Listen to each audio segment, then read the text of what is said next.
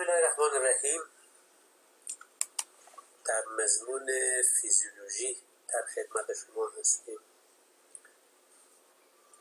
برای محصلین سمستر ششم که به صورت ویدیو اسلاید خدمت شما عزیزان ارائه میشه. خب در هفته هفتم قرار داریم مضمون فیزیولوژی نباتی. مروری بر دروس گذشته جلسه قبل داریم که در رابطه با عوامل ضروری برای فتوسنتز ما صحبت هایی داشتیم. بعد از این میپردازیم به دومین عامل ضروری جهت عملی فتوسنتز، مقدار کربن دی اکساید. و سپس هم در این جلسه ما در مورد درجه حرارت بحث خواهیم کرد و در انتها جمع‌بندی کلی از درس خواهیم داشت. خب حالا که ما مسیرهای فتوسنتزی مختلف را بحث کردیم و دانستیم، بیایم ببینیم چه عوامل ضروری است برای فتوسنتز. عوامل ضروری برای فتوسنتز عمده ترین از اینها اول نور هست، کربن دی اکساید هست، درجه حرارت هست، آب هست و مواد معدنی جز عمده ترین و ضروری ترین مواد یا عوامل فتوسنتزی به حساب می آیند. اما اولین عامل ضروری برای فتوسنتز نور هست که در این به او می‌پردازیم. اساساً انجام فعل و انفعالات فتوسنتزی ما گفتیم در حضور نور انجام میشه که انرژی نورانی تبدیل میشه به انرژی کیمیایی مورد استفاده سلول‌های گیاهی. پس بنابراین فتوسنتز بدون نور امکان پذیر نیست. نور یکی از عوامل ضروری برای فتوسنتز است. اما تنفس ما در تاریکی انجام میشه. ما برای تنفس نور نیاز نداریم. پس بنابراین فتوسنتز بدون نور امکان پذیر نیست و تنفس در حالی که در تاریکی انجام میشه. هرچی که شدت نور بیشتر بشه، افزایش پیدا کنه، میزان فتوسنتز هم زیاد میشه تا زمانی که به نقطه جبرانی یا تعادل نوری برسه. پس به تدریج که شدت نور زیاد میشه، میزان فتوسنتز هم زیاد میشه تا نقطه جبرانی یا تعادل نوری. نقطه جبرانی یا تعادل نوری چی است؟ او شدت نوری هست که در او میزان کربن دی اکسایدی که جذب میکنه نبات برای اینکه فتوسنتز انجام بده با میزان کربن دی اکسایدی که نبات دفع میکنه در اثر تنفس، این دوتا با هم برابر باشه. ما گفتیم با شروع نور فتوسنتز، ولی تنفس در تاریکی. پس به محضی که ابتدای صبح روشنایی شروع میشه، روشنایی نور آفتاب، هوا روشن میشه، آهسته آهسته فتوسنتز هم شروع میشه. یعنی میزان کربن دی اکساید جذب میشه و فتوسنتز انجام میشه.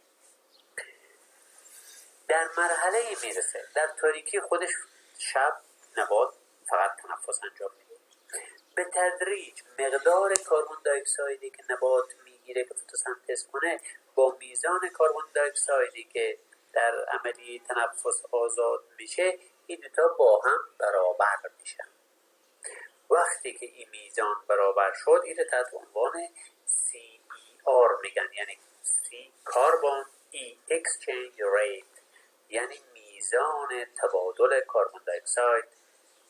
میزان تبادل کربن دی اکساید وقتی که صفر شد، یعنی که ما در نقطه جبرانی یا تعادل داریم، نه تنفسی هست نه فتوسنتزی هست. این دوتا برایند این دوتا با هم صفر میشه. به طور مثال اگر 5 گرم کربن دی اکساید میگیره برای تنفس، 5 گرم هم کربن دی اکساید آزاد میکنه جهت معذرت. اگر 5 گرم یا نبات کربن دی اکساید میگیره برای فتوسنتز، برابر است با 5 گرم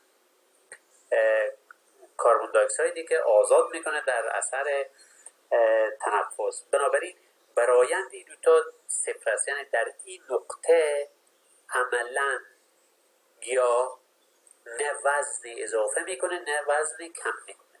در عملیه فتوسنتز گیاه وزن اضافه میکنه، ماده خشک میسازه، مواد عضوی میسازه، گلوکوز میسازه، وزن اضافه میشه در فتوسنتز. در تنفس همین گلوکوز شکسته میشه، به مصرف فیروانفعالات نگهداری یا رسیده میشه. پس در نقطه جبرانی یا تعادل دوری عملا نبات نه وزن اضافه میکنه نه وزن کم میکنه. بنابراین کاربن اکسچنج ریت ما یا CER ما در نقطه جبرانی یا تعادل دوری صفر. اما در مقابل نقطه دیگری داریم، نقطه اشباع دوری، یعنی شدت دوری که از او بیشتر، فراتر از او، از این نقطه باعث افزایش قابل ملاحظه‌ای در سرعت تبادل کربن دی اکساید نمی‌گردد. یعنی که اگر شدت نور بیشتر بشه دیگه فتوسنتز افزایش پیدا نمی‌کنه، سرعت تبادل دیگه زیاد نمیشه. به طور مثال اگر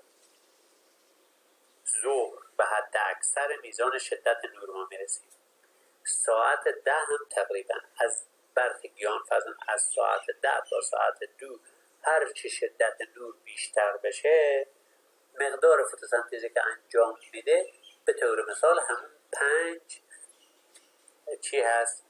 به طور مثال 5 گرم کربن دی اکساید که مثلا قبلی زدیم، همون 5 گرم که تولید میکنه همون 5 گرم فرق نمیکنه هر چی شدت نور بیشتر بشه.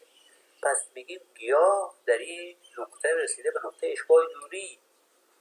در این نقطه که از این شدت بالاتر دیگه افزایش قابل ملاحظه در سرعت تبادل یا کربن اکسچنج ریت دیده نمیشه.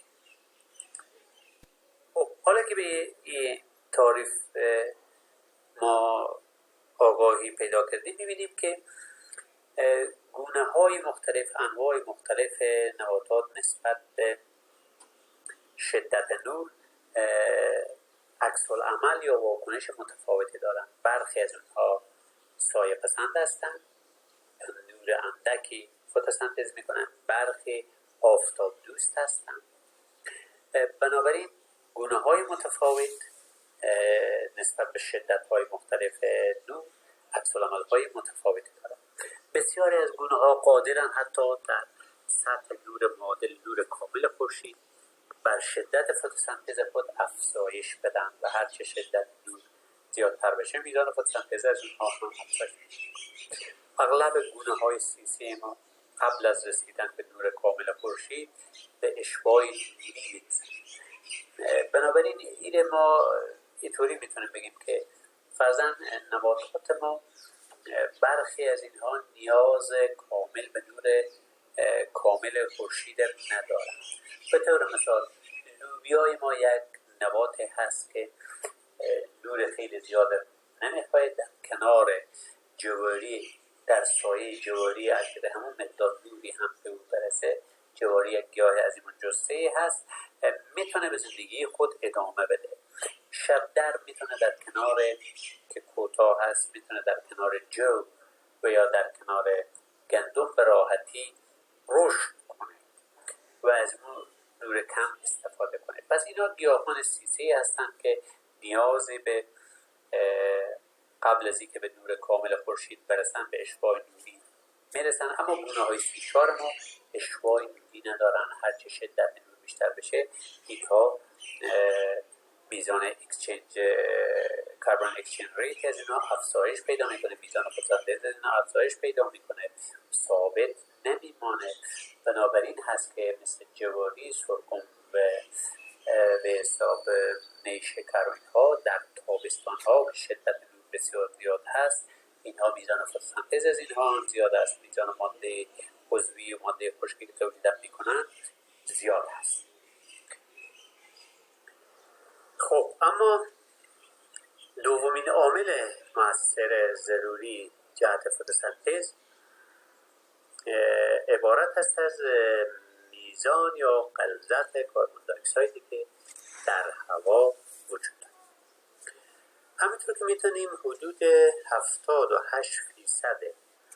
حجم هوا را گاز نیتروژن اشغال کرده، یا در هوای موجود 78% نیتروژن وجود، 21% اکسیژن وجود داره و حدود 0.9% هم گاز آرگون.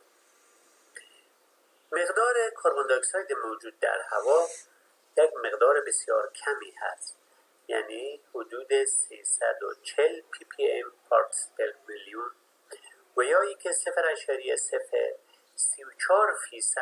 حجم هوا گاز کربن دی اکساید تشکیل.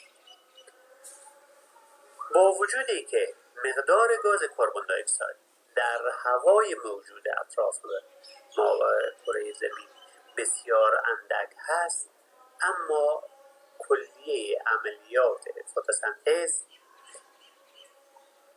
و افزایش وزن ماده خشک نباتات و رشد نباتات به این گاز بستگی دارد و 85 تا 92% از کربن دی اکسایدی که موجود هست این صرف عملیه فتوسنتز میشه.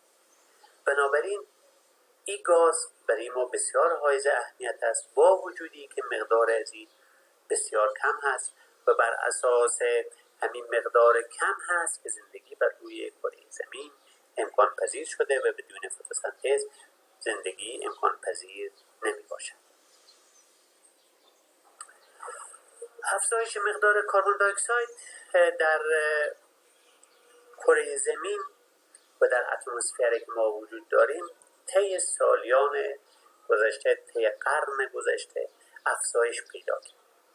دلیل از او هم شروع انقلاب صنعتی، روی آوردن انسان‌ها به سوخت‌های فسیلی، گاز، نفت و به حساب دیزل، اینها عواملی بوده که باعث شده میزان کربن دی اکساید اتمسفر افزایش پیدا کنه. همچنین از بین بردن جنگلات و سوزاندن اونها و تبدیل شدن به حساب اونها به کارخانجات و شهرها، اینها عوامل عمده‌ای بوده که با رشد جمعیت بشر و دستکاری بشر در طبیعت و احداث کارخانجات مختلف و سوزاندن سوخت‌های فسیلی باعث شده که طی قرن گذشته مقدار کربن دی اکساید هوا افزایش پیدا کنه، یعنی از اون میزان 340 ppm. اما همراه با افزایش میزان کربن دی اکساید مقدار فتوسنتز یا واکنش‌های فتوسنتزی برگ هم به طور خطی افزایش پیدا کرد. به این معنی که هرچی میزان کربن دی اکساید هوا بیشتر باشد، مقدار فتوسنتز هم بیشتر هست، میزان تولیدات هم بیشتر خواهد. افزایش فتوسنتز و رشد گیاهان در شرایط گلخانه آمدن با افزایش غلظت کربن دی اکساید و شدت نور ایره آزمایش کردن. آمدن در گروس چمبرها یا گلخانه های سرپوشیده یا اتاقک های رشد، آمدن انسان ها با آزمایشاتی که انجام دادن غلظت کربن دی اکساید در اون محیط های بسته افزایش دادن و یا شدت نور را افزایش دادن. نتایجی که به دست آمده این بوده که هرچی میزان غلظت کربن دی اکساید افزایش پیدا کنه، میزان فتوسنتز و رشد نباتات در شرایط گلخانه بیشتر شده و همچنین هرچی شدت نور را افزایش دادن تونستن رشد گیاهان تسریع ببخشن به میزان فتوسنتز گیاهان افزایش پیدا کرد.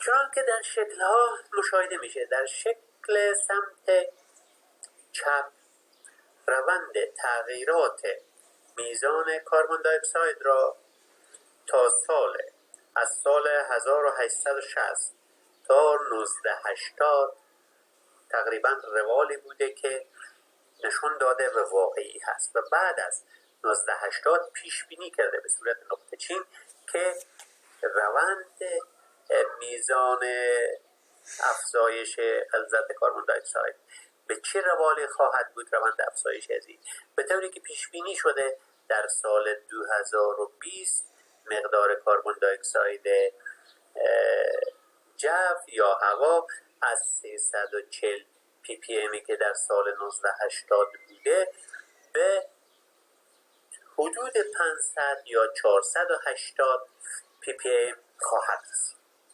البته این بحث هایی بوده که اینها دانشمندان در سالهای قبل پیش بینی کرده بودند، ولی اون چیزی که واقعیتی که امروزه وجود داره با اون سرعت افزایش پیدا نکرده، به طوری که در منحنی سمت راست ما میبینیم میزان غلظت ماهانه کربن دی اکساید در اتمسفر نشون داده در سالهای مختلف بر حسب پی پی ام.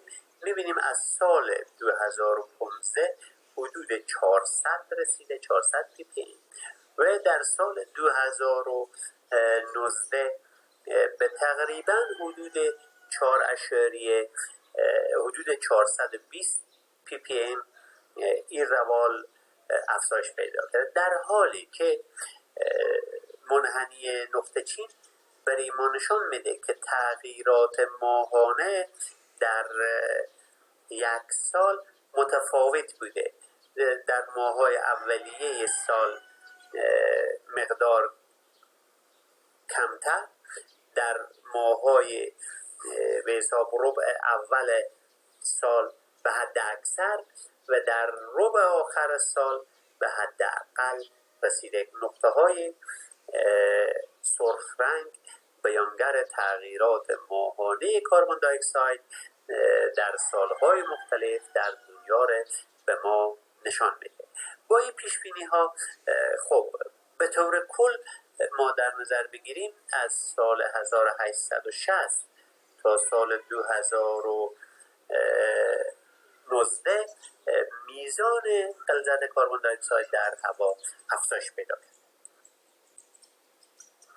خب افزایش غلظت کربن دی اکساید در اینجا بر روی نباتات مختلف بررسی شده، یعنی سرعت تبادل یا کربن اکسچنج ریت بر او اساس سنجیدن. در منحنی سمت چپ مشاهده میکنید که نباتات مختلفی مثل آفتابگردان، جواری، تنباکو، کرچک مورد مطالعه قرار گرفته که در محور افقی از 0 تا 1000 پی پی ام غلظت کربن دی اکساید افزایش داده شده. شرایط گلخانه‌ای به یک مدل هست که ارائه شده. بعد از او سرعت تبادل یا کربن اکسچنج ریت بر اساس میلی گرم بر دیسی متر مربع در ساعت برآورد شده. می‌بینیم بیشترین میزان کربن دی اکساید زمانی که کربن دی اکساید به حد معمول همون 340 رسیده، جوارید به میزان حد اکثر سرعت تبادل را داشته، یعنی حدود 50 میلی گرم بر دیسی متر مربع در ساعت کربن اکسچنج ریت بوده. بعد از جواری آفتابگردان و سپس کرچک قرار داشته. جواری چون نبات سی4 هست در حد بالا بوده. پیش بینی دیگری شده که اگر همین منحنی ها را ادامه بدن به غلظت کربن دی اکساید افزایش بدن تا حدود 600 پی پی ام، باز هم میبینیم جواری بیشتر خواهد بود، ولی از 600 به بعد میزان آفتابگردان بیشتر خواهد شد. قسمت سایه زده در ابتدای منحنی مشاهده میشه که او را آوردن در سمت راست بازش کردن، دیدن که جواری با حداقل افزایش میزان کربن دی اکساید یا کربن دی اکساید معمولی این قادر است که به حساب فتوسنتز کنه و سرعت تبادل خود بسیار سریع افزایش بده و بعد از جواری آفتابگردان، کنگاکو و کچک در مقام‌های بعدی قرار دارند. اما عامل دیگری که بسیار مهم است جهت به حساب فعل و انفعالات فتوسنتزی درجه حرارت است.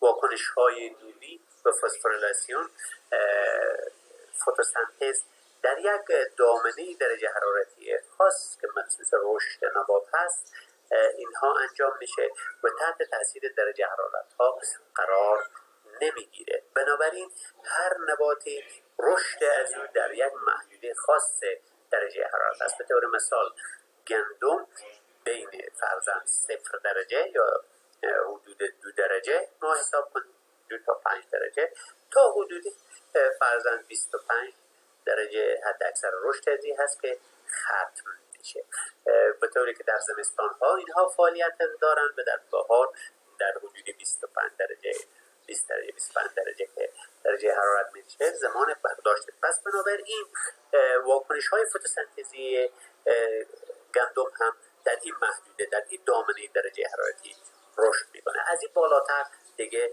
تحت تاثیر درجه حرارت فتوسنتز قرار نمیگیره و قطع میشه. اما برعکس میگیم جواری رشد از او از 10 درجه صفر فیزیولوژیک گندم 2 تا 5 درجه هست، در حالی که در جواری 10 درجه است. یعنی اگر حداقل 10 درجه مهیا نباشه فعالیت ها شروع نمیشه. بنابراین رشد جواری در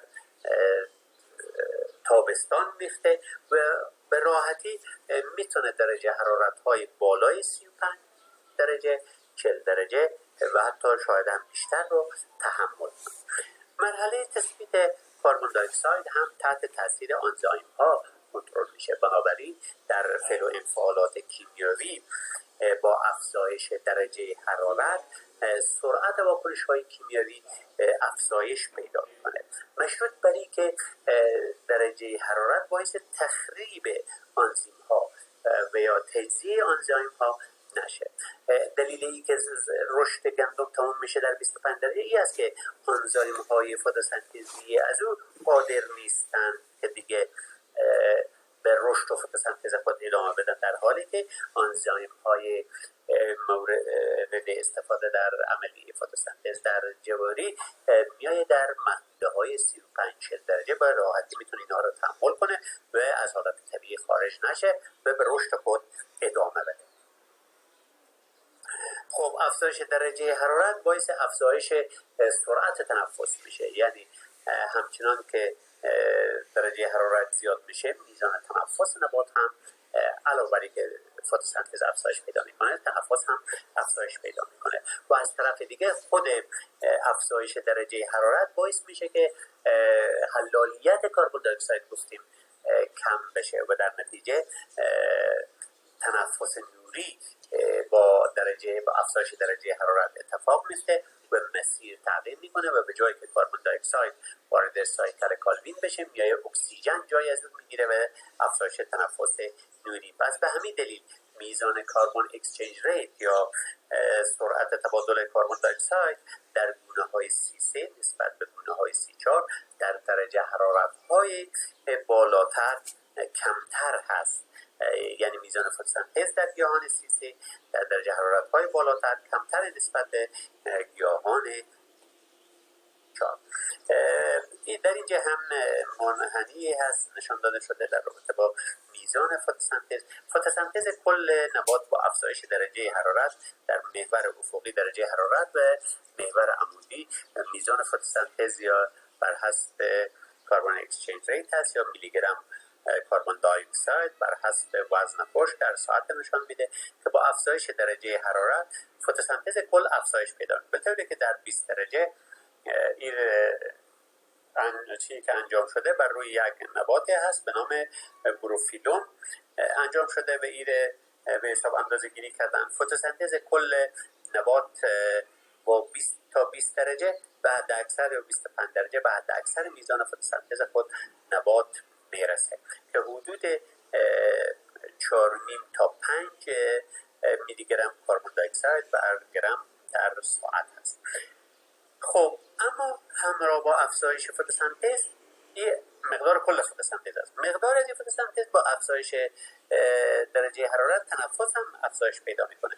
بنابراین از 20-25 درجه دیگه میزان تنفس بسیار زیاد میشه، به طوری که در 30 درجه میشه میزان تنفس بیشتر از میزان فتوسنتز میشه.